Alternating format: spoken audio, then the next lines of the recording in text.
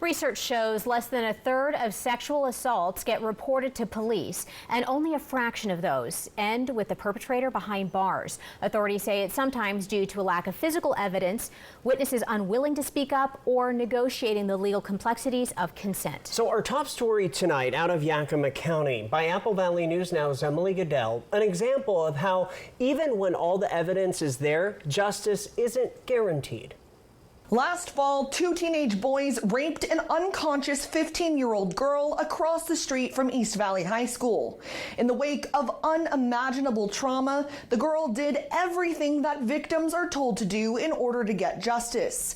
But for her, the justice that was served fell much too short. According to incident reports obtained through a public records request to the Yakima County Sheriff's Office, it happened during an East Valley High School football game back on October 11th, 2024. A handful of students leaving the game a little early. The reports show a 17-year-old boy split off from the group, taking a 15-year-old girl with him to a secluded spot across the street at the tennis courts near the elementary school, all while giving her alcohol, enough for her to pass out and fall to the ground, where he raped her. Reports noting his crime captured on video from a distance by a nearby surveillance camera. Deputies say the video also shows that when a then 15-year-old boy from the earlier group caught the other boy in the act, they had a brief disagreement. But instead of raising the alarm, deputies say the second boy helped drag the unconscious girl further into the darkness, away from the camera, where the 17-year-old watched the 15-year-old boy rape her. Witness statements made to police by some of the girl's friends show that the remaining members of the earlier group, concerned by the girl's absence, used location sharing to track her phone to the tennis courts. Those witnesses telling police they caught the 15-year-old boy raping their friend, who was naked, unconscious, and couldn't be woken up. The friends calling the girl's family member, who showed up and called 911. Witnesses also telling deputies the 15-year-old boy initially ran away, only to return and share a whispered conversation with the 17-year-old before deputies showed up.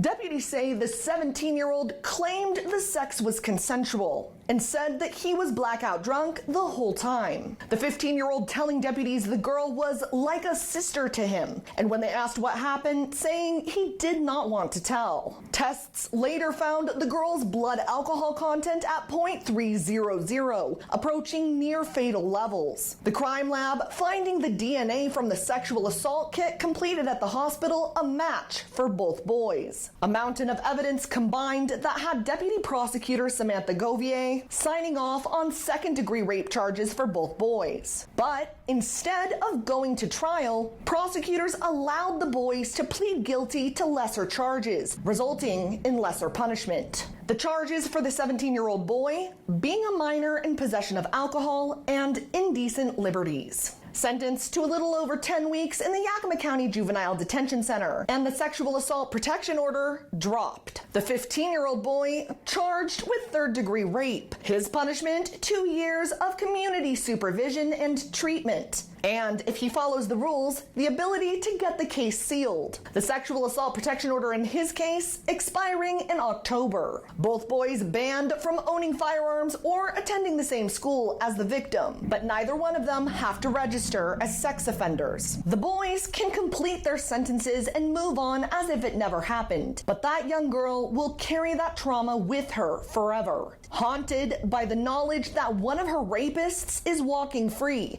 and the other one soon will be. I reached out to Yakima County prosecuting attorney Joseph Brusick to ask him why his office, when faced with mountains of evidence, decided to lower those charges. He said he's at a conference and wasn't available for an interview. Reporting from the Yakima newsroom, Emily Goodell, Apple Valley News Now.